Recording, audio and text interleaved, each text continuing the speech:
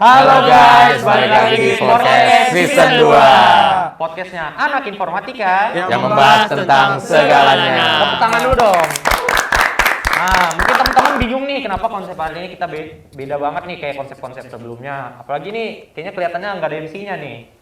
Nah, daripada teman-teman bingung, sebenarnya kita di sini tuh mau ngapain sih? Nah, jadi sekarang tuh kita mau share pengalaman-pengalaman kita selama mengikuti program MBKM PHP 2D di desa kemarin. Buat teman-teman yang mungkin penasaran atau adik-adik juga yang mungkin tahun depan atau semester ini mau ikut, bisa aja simak video ini. Halo teman-teman, perkenalkan nama gue Salwa Ahmad Zanjabila dari Informatika 2020. Gue selama MBKM di Desa Lewi Batu menjabat sebagai sekretaris. Oke, halo teman-teman semuanya, nama gue Abimanyu Lutfi Rizky Ramadan, gue dari Angkatan 2020 Program Studi Informatika. Selama kegiatan PHP 2D kemarin atau Merdeka Belajar kemarin, gue menjabat sebagai Humas.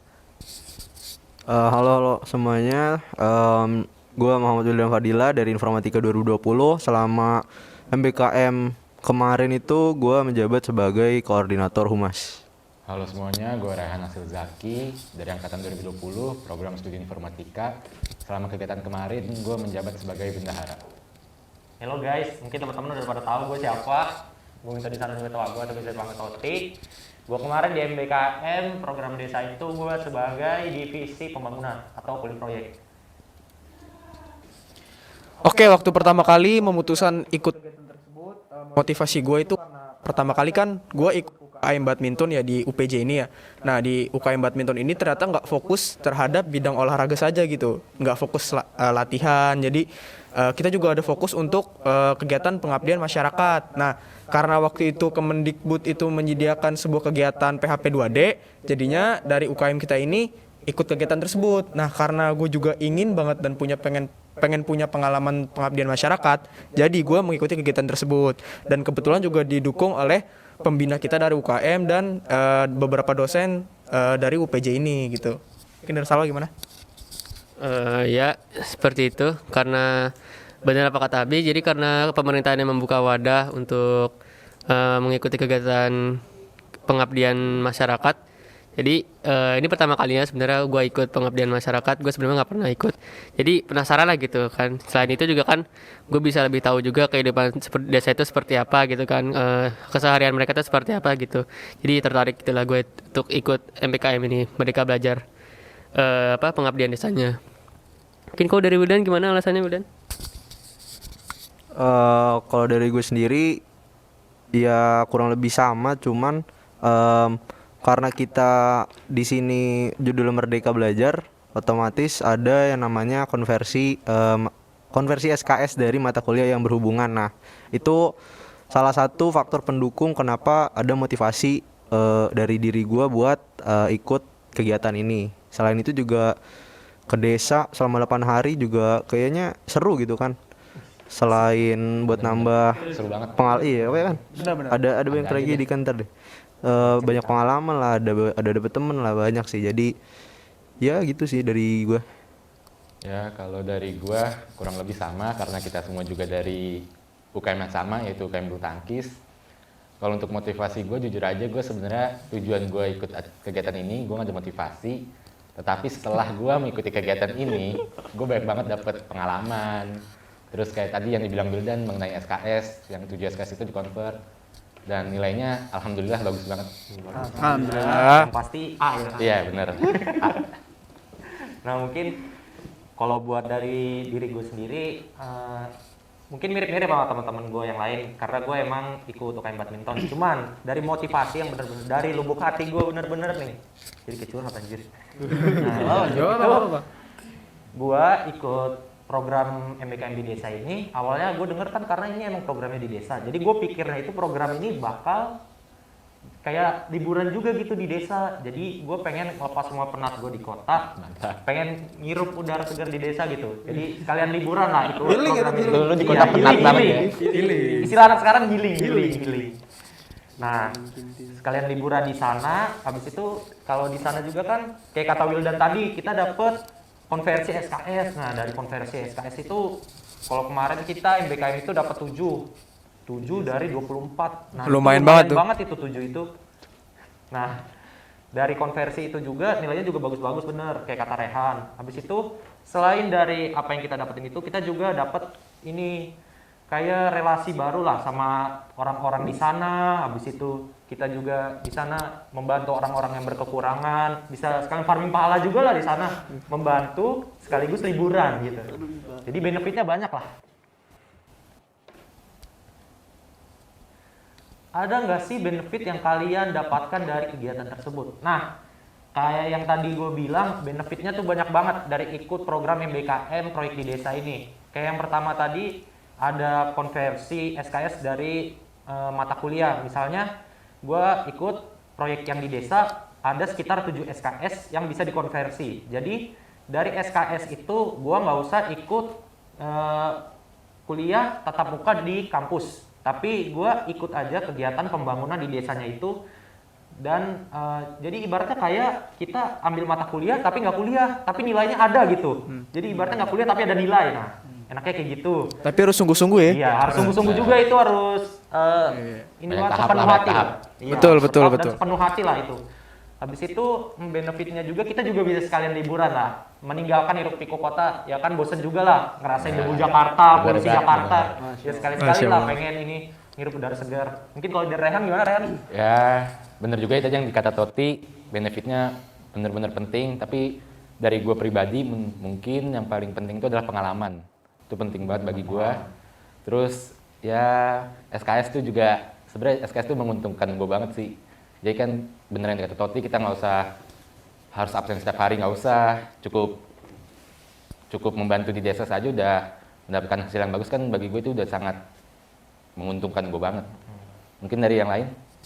Oke, kalau dari gue benefitnya terutama yang pasti yang bener kata Rehan ya, karena kan keinginan keutamaan gue itu tadi gue pengen punya pengalaman pengabdian masyarakat ya, terutama mungkin di desa. Nah karena gue ngikutin kegiatan ini juga otomatis kita dapat pengalaman mengenai membantu masyarakat di desa dong tentunya. Nah karena masyarakat di desa juga kan sebenarnya kan kita bener kata Toti ya, kita kan hidupnya juga beda gitu kan, kita mungkin tinggal di daerah perkotaan, sedangkan di sana kita yang biasanya mungkin setiap harinya megang smartphone ya, megang laptop segala macam. Nah di sana kita dituntut untuk tidak menggunakan gadget kita. Nah kita kan juga harus terbiasa dengan kegiatan-kegiatan tersebut. Mungkin kalau teman-teman yang udah terbiasa megang gadget nggak bisa nih kalau misalkan sehari aja atau beberapa jam aja nggak megang gadget kan susah ya. Nah selain itu juga kita dituntut untuk mandiri dong di sana, betul kan, di desa. Benar. Karena ya kita kan otomatis harus bawa nama kampus kita, bawa nama baik kampus kita. Jadi kita juga memberikan kesan baik juga kepada mereka tentunya. Mungkin kalau dari Salwa gimana? Ya sebenarnya terwakilkan lah ya benefit-benefitnya, mau dari Rehan, Abi maupun Toti. Tapi dari gue sendiri, salah satunya adalah gue melihat sebuah kehidupan yang sudut pandangnya itu baru dari gue gitu. Mungkin yang biasanya tidur pakai AC, terus kalian biasa terus Kasur. pakai kasur yang enak atau ada kipas angin yang ngasih angin ini, kalian sekarang jadi kena angin alam gitu kan, yang udaranya tuh bersih gitu, terus oksigennya tuh kerasa gitu loh, nggak dari karbon. Sungainya juga kedengeran ya. Iya, suara sungainya juga, gitu. Iya, Iya, suara Bener-bener kambing. relax ya. Kita sudah bersahabat dengan nyamuk. Oh iya, ini kan nyamuk tuh juga ya udahlah nggak apa-apa lo gigit gitu kan, ya udah oke lah gitu. Pokoknya pertama tuh kalau menurut gue adalah sudut pandang kita juga, terus kan sama bagaimana kita berkomunikasi dengan warga gitu kan. Kita jalan ketemu kongkong, ya Kong mari gitu, kita ketemu orang bawa apa lagi nyangkul, ya mari Pak gitu kan, kita salam gitu. Pokoknya ya benefitnya banyak lah, mungkin nggak bisa disebutin satu-satu. Pokoknya sudut pandang baru dan bagaimana kita berkomunikasi dengan orang baru juga gitu. Mungkin dari Wildan? Kalau dari gue bener sih kata Salwa, ada sudut pandang baru. Jadi kalau dari gue ngelihatnya ke sisi ini, ternyata ada loh kegiatan selain kan katakanlah kita tiap hari harus nge-zoom gini-gini, ternyata. Tapi sebelum itu kalau kita pikirin lagi nih, kalau gue nggak nge-zoom ngapain ya? Paling gabut main HP. Nah tapi kalau dipikirin ternyata masih ada banyak gitu loh. Pas kita terjun ke sana langsung tuh masih ada banyak kegiatan yang bisa dilakuin. Ternyata mereka yang di desa itu, warga-warga desa itu ternyata nggak segabut yang kita pikirkan kalau kita nggak nge-zoom, katakanlah seperti itu. Betul. Nah dari situ juga gue bisa apa ya, ibaratnya bisa merasa bersyukur juga. Di satu sisi oke, gue punya kelebihan bisa punya benefit atau apa sih namanya tuh, keistimewaan lah. Nah tapi di satu sisi juga dengan kita ngelihat dan terjun langsung, kita bisa ngerasain apa sih yang mereka lakuin tiap harinya gitu sih. Iya, bener banget sih. Mungkin gue tambahin sedikit dari kata teman-teman gue, benar juga. Semenjak kita ikut kegiatan di desa itu, kita jadi lebih jauh dari gadget. Jadi penggunaan gadget kita itu, bahkan gue di sana itu benar-benar nggak sentuh HP gue kecuali buat denger lagu doang, itu aja. Habis itu mungkin khusus buat teman-teman UPJ nih, mungkin benefitnya itu bisa dapat JSDP juga. Lumayan. Betul. Sumpah, nggak bohong gue. Iya, hasil muli itu. Pokoknya keringat, menghasilkan ada keringatnya itu. Oke, berarti memang sudut pandang itu penting banget ya Sal. Karena kan memang yang kita ini yang sudah biasa, teman-teman semuanya, teman-teman di UPJ yang kita itu biasa hidup di lingkungan yang penuh dengan jaringan mungkin ya. Mungkin megang gadget seharian, bener tadi dikatain Toti juga. Nah, jadi mereka juga yang di desa itu walaupun mereka tertinggal informasi berupa jaringan segala macamnya, tetapi mereka tidak ambil pusing ya teman-teman ya. Jadi mereka itu tetap hidup dengan selayaknya kita manusia hidup. Jadi di sini kita ambil pelajaran bahwa nggak selamanya kita harus hidup dengan gadget juga sih, bener nggak sih? Betul. Oke, persiapan apa aja yang dibutuhkan sebelum menjalankan kegiatan tersebut? Oke, mungkin yang paling pertama otomatis niat dari diri kita masing-masing ya. Itu udah Niat pasti. yang utama. Niat itu paling utama. Semua berasal dari niat. Nah, mungkin sedikit informasi juga karena kita namanya ikut kegiatan pemerintah ya, otomatis kan kita harus merancang sebuah proposal ya teman-teman ya. Nah, alhamdulillahnya ini kita dari 1.000-2.000 universitas yang mendaftarkan terhadap kegiatan tersebut. Alhamdulillahnya UPJ dari UKM Badminton ini keterima ya teman-teman ya. Nah, jadi mungkin persiapan-persiapan awalnya seperti itu, ada proposal, terus niat kita juga terutama. Dan mungkin karena ini bentuknya pengabdian masyarakat di desa, otomatis kita harus survei ke beberapa desa ya. Dan kita harus memutuskan desa mana yang sekiranya layak untuk kita bantu teman-teman. Seperti itu. Mungkin ada tambahan dari Salwa?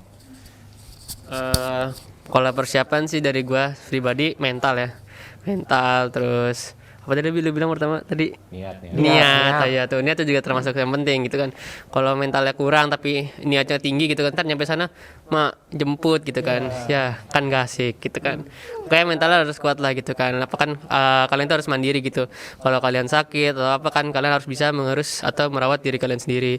Terus yang kedua ada ya persiapan seperti biasa sih, baju, ada alat-alat mandi lah, pokoknya alat-alat biasanya gitu. Tapi kalau menurut gue sih mental lah paling harus disiapin tuh, mental sama niatnya. Kalau dari gua, karena kita di sini terbagi menjadi beberapa divisi, otomatis persiapannya apa ya, ibaratnya harus ngatur inilah agenda per harinya kita tuh mau ngapain aja tuh harus sih, soalnya dalam rangka mencapai tujuan dari kegiatan tersebut, itu kan otomatis ada target-target perharinya yang harus dari tiap divisi itu dilakukan pada tiap harinya selama 8 hari tersebut. Dan sisanya persiapan ya itu bener kata Abi, kata Salwa, itu ada persiapan mental lah, ada niat, banyak sih seperti itu. Ya, kalau dari gue pribadi, bener yang dikata sama Abi dan Salwa, kalau niat dan mental itu sangat penting.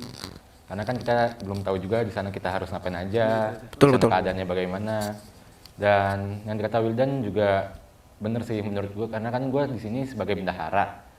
Dan sebelum kegiatan pun gue juga udah harus bikin RAB yang dimana kan persiapannya itu banyak banget. Terus saat acara kegiatan berlangsung itu, gue sama teman-teman sekalian paling ya nyediain perlengkapan buat di sana aja sih, kayak misalkan ya apa aja yang dibutuhin. Kayak misalkan kalau punya penyakit pribadi ya itu lu bawa obat-obatan pribadi lah. Ya, lanjut. Jangan kalau penyakitan nyusahin orang kan. Benar. Tapi ada divisi kesehatan. Benar. Tapi kan obat-obatannya nggak tahu kita. Iya. Betul. Kalau di kesehatan kan obat-obatan umum. Iya. Nah, mungkin kalau dari gua ya, persiapannya itu bener, emang butuh niat dan mental yang kuat. Tapi menurut gua satu lagi yang dibutuhin itu izin dan restu orang tua. Betul banget itu, Masya Allah. Kalau lu melakukan sesuatu atau kegiatan apapun tanpa izin atau restu orang tua, itu bakal kacau. Betul Apapun banget. itu. Betul banget. kalau buat masing-masing divisi juga persiapannya pasti beda-beda juga Iya, sih. betul. Nah, misalnya kayak gue lah, gue contohnya nih divisi pembangunan, pasti gue persiapannya juga buat sebelum pembangunan itu pasti banyak lah, harus survei bahan, habis itu survei toko bangunan juga, habis itu gue juga harus nyari pipanya, karena kan kita di sana kan fokus ke pengaliran air gitu. Paling itu aja sih. Oke, betul juga. Dan mungkin dari tim kita PHP 2D ini juga selain fokus terhadap pembangunan sanitasi air, kita juga fokus terhadap bidang pendidikan ya teman-teman ya. Nah, jadi mungkin ada persiapan juga nih. Kita kan sudah survei ke desa tersebut dan kita harus mengetahui kira-kira berapa sih umur anak-anak di desa tersebut, terus remajanya kira-kira udah ada karang taruna atau belum, terus juga anak-anak yang di sana itu mereka itu belajar tatap mukanya itu berapa kali sih selama seminggu. Itu betul kan teman-teman ya? Iya. Betul. Mungkin itu sih beberapa persiapan, jadi teman-teman udah punya gambaran misalkan teman-teman mau milih MBKM yang proyek di desa nih. Oke, berapa lama kalian melaksanakan atau menjalankan kegiatan tersebut? Mungkin di sini gue wakilkan dari seluruh teman-teman, kita menjalankan selama 8 hari ya. 8 hari. Betul. 8 hari 7 malam. Betul. 8 hari 7 malam.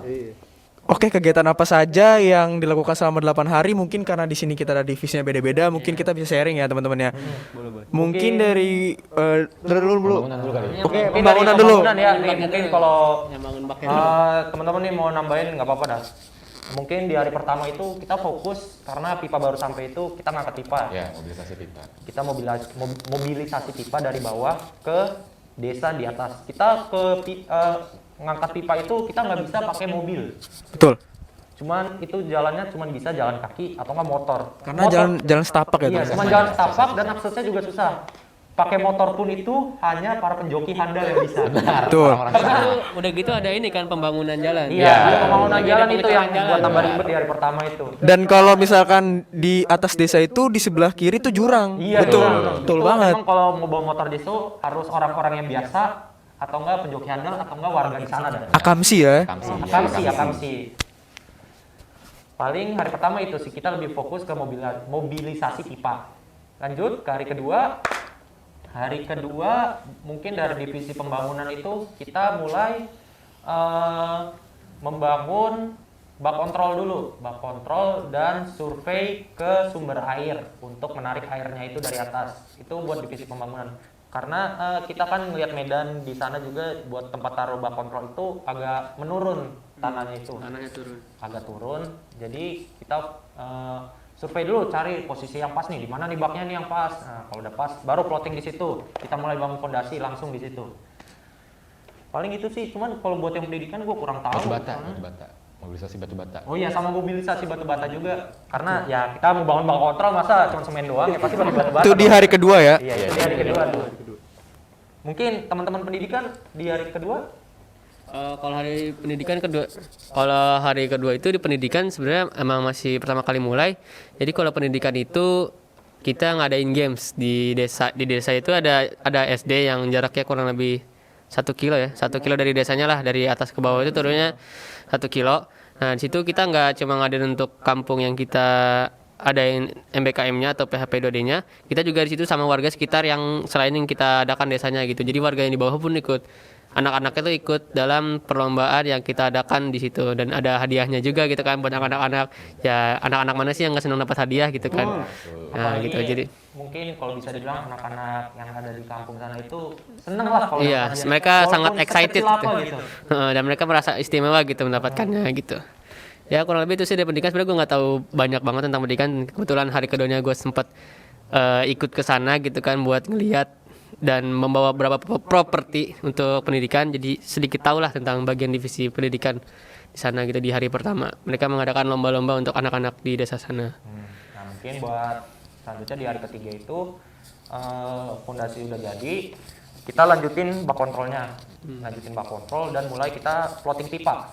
Mulai pipanya ditaruh-taruhin tapi belum disambung. Jadi kayak dibikin jalurnya dulu. Kita plotting. Jalur dari sumber air ya Tete? Jalur dari sumber air ke bak, dari bak ke toren.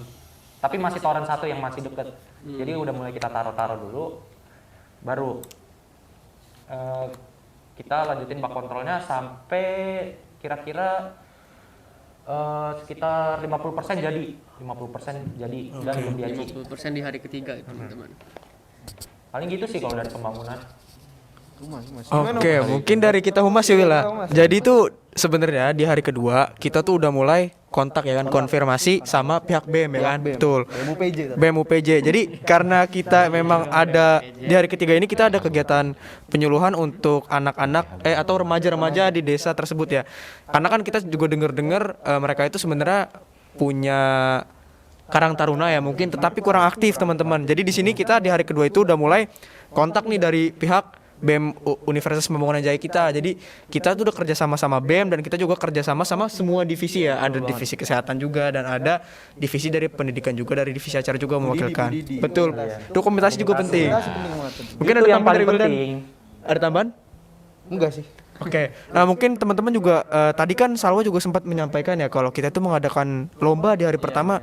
Sebenarnya tujuan utama juga untuk membangkitkan minat belajar mereka ya, untuk membangkitkan semangat belajar mereka juga. Nah mungkin karena kita ini sebagai humas dan mungkin Salwa juga sebagai bendahara, sekretaris.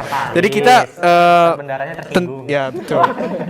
Tentunya kita membantu divisi yang memang membutuhkan bantuan kita seperti divisi pembangunan. Dari hari pertama hari kedua kan kita benar-benar mobilisasi bahan bangunan ya kan, dari atas desa itu dari bawah desa ke atas desa itu kan sangat jauh ya teman-teman ya, sekitar 3 sampai 2 km lah, 2 sampai 3 km ya. Ya betul.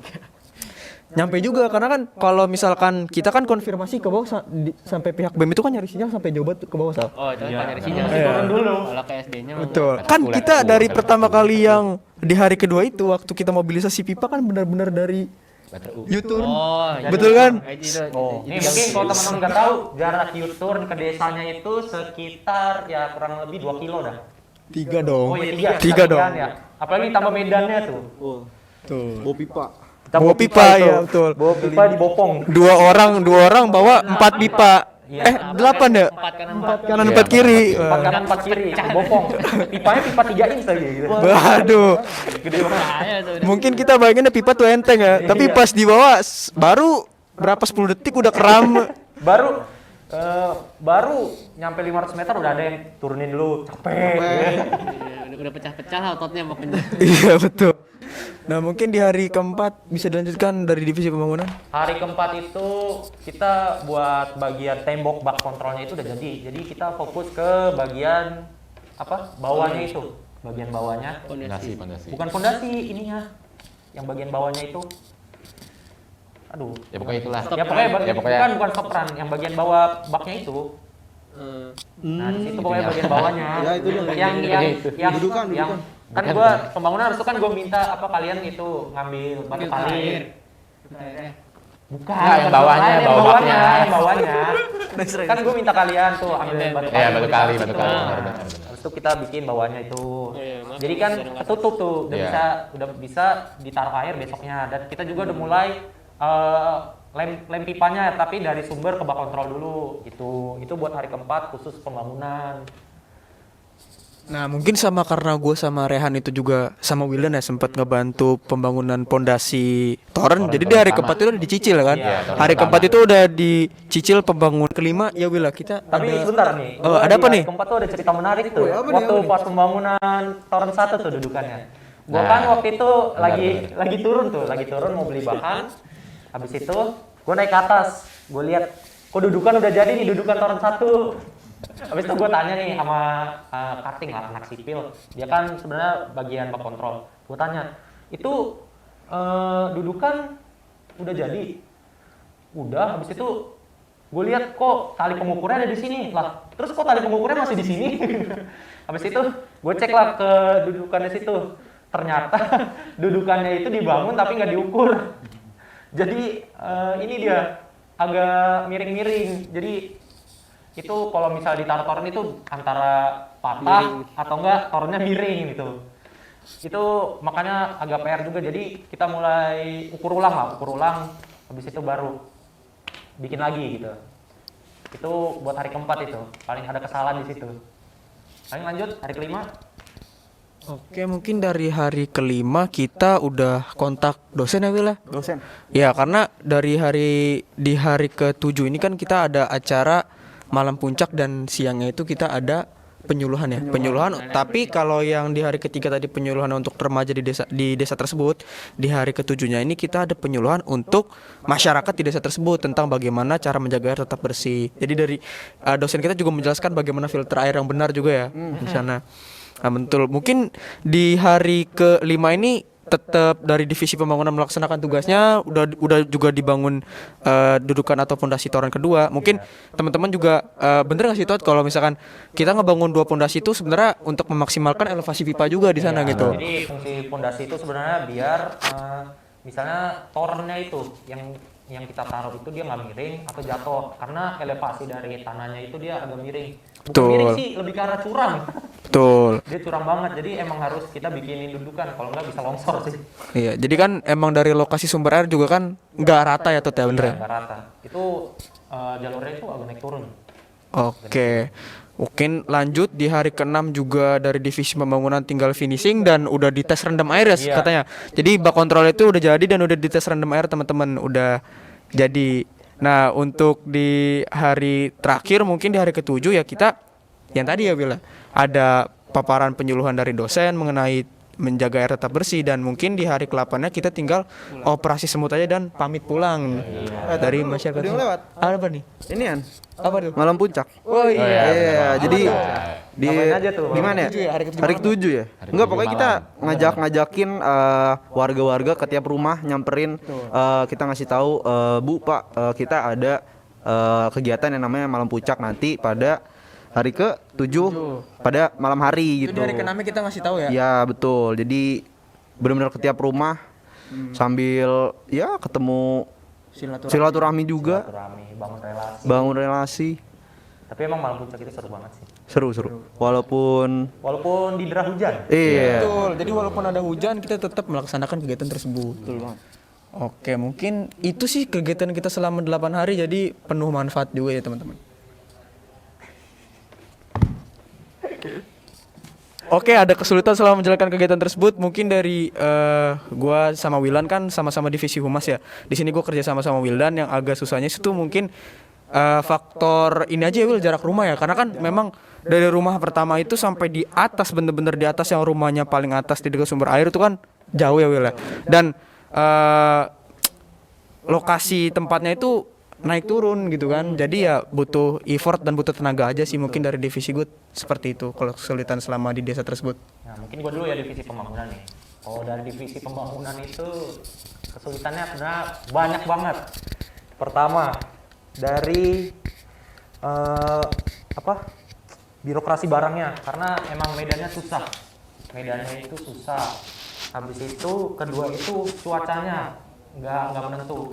Hari kelima itu kita awalnya mau tes rendam, cuman karena malamnya itu hujan, kita jadi mesti nguras bak dulu baru tes rendam itu. Habis itu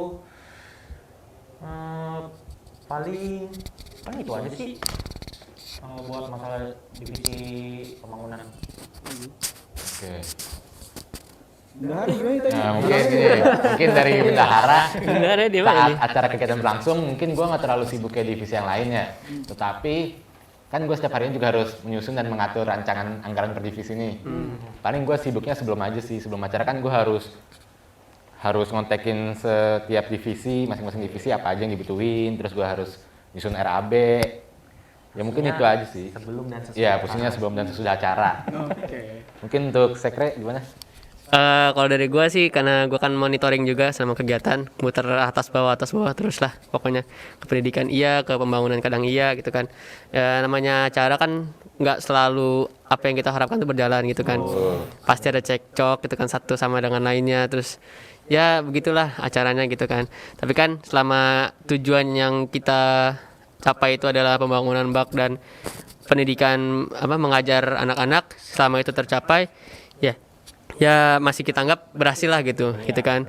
Walaupun emang prosesnya kadang kita ada cekcok, ada masalah, ada trouble, tapi kan ada solusinya juga buat diselesaikan diselesaikan gitu. Suara gue pecah ya? Aman lah ya? Ya gitulah pokoknya. Pesan dan kesan terkait kegiatan tersebut gimana Sal? Pesan dan kesan oke lah. Ini karena gue nggak pernah sebelumnya yang gue bilang gue nggak pernah gitu, nggak pernah ikut pengabdian desa, jadi seru gitu kan, terutama waktu gue di hari ke 6 gitu, gue mandi di kali gitu bareng bocil-bocil di sana gitu. Jatuh ya? Lu jatuh kan kan? Ya awalnya jatuh gitu kan, jadi gue berdiri di atas kali terus batunya diangkat, gue kepleset, tanahnya lomblos, udah gue jebur. Ya wes, gue akhirnya main lumpur sama anak-anak, gue main air di kalinya tuh, kan karena kalinya nggak lagi deras hujannya gitu kan, malamnya tuh hujannya nggak terlalu deras, jadi di paginya tuh kalinya bersih gitu. Jadi ya mandi aja di situ udah ada, dan itu kayak sesuatu yang nggak pernah gue dapetin mungkin selama gue di kota gitu kan. Kayak di kota, wah gila, kalinya aja bareng sampah gitu kan. Gila aja kalau gue mandi di situ, ya borokan gue pulang kali.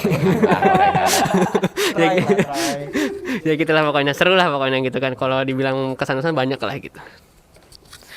Kalau dari gua pesanan kesannya ya udah pasti yang paling utama dapat banyak manfaat ya. Dari mulai kita belajar sopan santun, saling menyapa satu sama lain, terus kita juga belajar mengenai tetap mandiri kan. Kan kita dituntut untuk mandiri kan, hidup jauh dari orang tua juga kan di sana kan.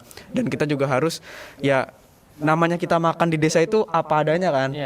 Jauh kayak kita hidup di kota itu kita makan semaunya, kadang kita tinggal pesan GoFood gitu kan. Kalau di desa ya kita makan betul.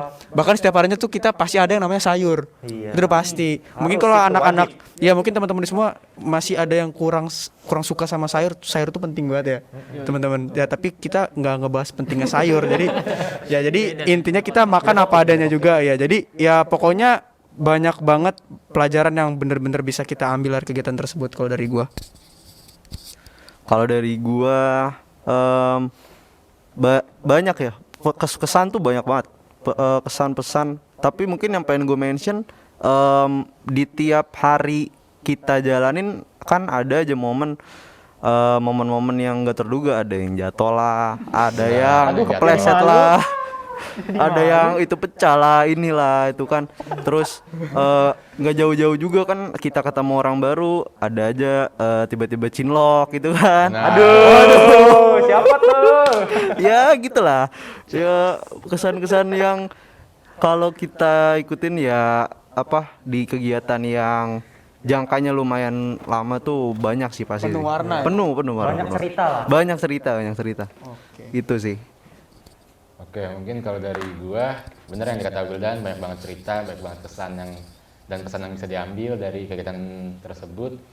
Mungkin kalau dari gua, kesannya itu adalah kita di sini belajar yang namanya berkelompok. Jadi kita harus melakukan kegiatan ini secara berkelompok, harus diskusi, harus segala sesuatu kita rundingin bersama. Terus kalau untuk pesannya itu dari gua, mungkin bagi kalian nih anak-anak UPJ yang lain, nggak ada salahnya tuh untuk ngikutin kegiatan MBKM ini. Kayak pengabdian desa tuh nggak ada salahnya, seru sih menurut gue itu. Mau skema apapun ya MBKM. Iya, Karena kan MBKM kan skemanya ada banyak. Iya, luas banget. Tapi ya mungkin itu aja sih dari gue. Ya mungkin kalau dari gua kesan-pesannya emang benar, selama kita di sana itu 8 hari bareng-bareng itu banyak cerita yang terjadi, mulai dari cerita-cerita misalnya yang tadi udah bilang, ada yang jatuh lah, cinlok lah, ada yang pecah lah, atau mungkin pengalaman bisnis. Pokoknya banyak lah di situ. Habis itu kesan-kesan di sana juga mungkin kita bisa menambah relasi lah dengan orang-orang di desa sana, bisa lebih dekat. Jadi ada teman baru. Habis itu bisa ngobrol-ngobrol, cerita-cerita sama misalnya orang-orang ketua di sana. Jadi dapat pengalaman juga. Betul. Habis itu benefitnya juga ini, kesannya ini kayak yang gue bilang di awal itu, gue bisa liburan. Jadi di sana tuh emang gue bener-bener relax dan gue rasain apa yang namanya itu hidup di desa, nggak kayak di kota hiruk pikuknya itu. Bener-bener kalau gue kemarin itu waktu gue di desa itu gue lupa kayak lupa apa aja yang terjadi di kota gitu. Gue nggak tahu apa yang terjadi di Jakarta tuh. Habis itu Di sana tuh nggak pakai masker kan? iya di sana nggak pakai masker. Bener-bener pas balik ke kota, aduh ngapain sih? Banget gitu. Masih ada corona. Cuman Ternyata masih ada gitu kan, emang ternyata beda di sana. Cuman kalau di sana emang warga-warganya udah vaksin juga. Udah Vaksin dan lain-lain. Kita juga yang ke sana juga udah vaksin. Habis itu buat pesan-pesan buat teman-teman UPJ atau informatika, ya benar kata Rehan itu nggak ada salahnya kok ikut MBKM ini. Semua MBKM itu ada manfaatnya juga. Habis itu MBKM ini juga jangan takut lah buat ikut MBKM. Mungkin kalian pikir gue nggak ada pengalaman nih di proyek ini, gue nggak ada pengalaman nih ikut misalnya di MBKM lu jadi pembangunan gitu, gue nggak bisa ngaduk semen gitu. Nggak apa-apa, ikut aja. Justru kita selama di MBKM di desa sana itu kita belajar bareng-bareng juga. Misalnya nih kayak Abi dari awalnya nggak bisa ngaduk semen, tiba-tiba udah bisa ngaci gitu.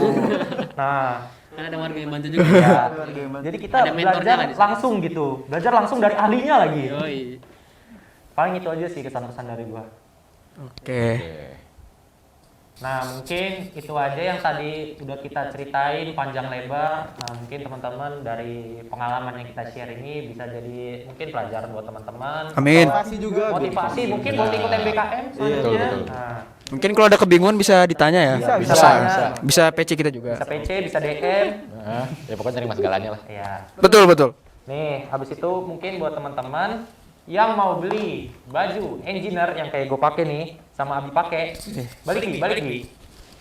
Widih, keren gak tuh? Keren banget. Keren lah, masa enggak, anjay. Kalian bisa pesen di link Gua di bawah sini ini. nih. Di bawah ini. Dan jangan lupa teman-teman follow juga Instagram kita. Habis itu ada TikTok kita, ada juga Facebook kita, dan juga subscribe YouTube kita, kasih like dan loncengnya. Oke? Oke. Mungkin itu aja sharing dari kita. Stay safe Stay healthy. And stay tuned di podcast selanjutnya.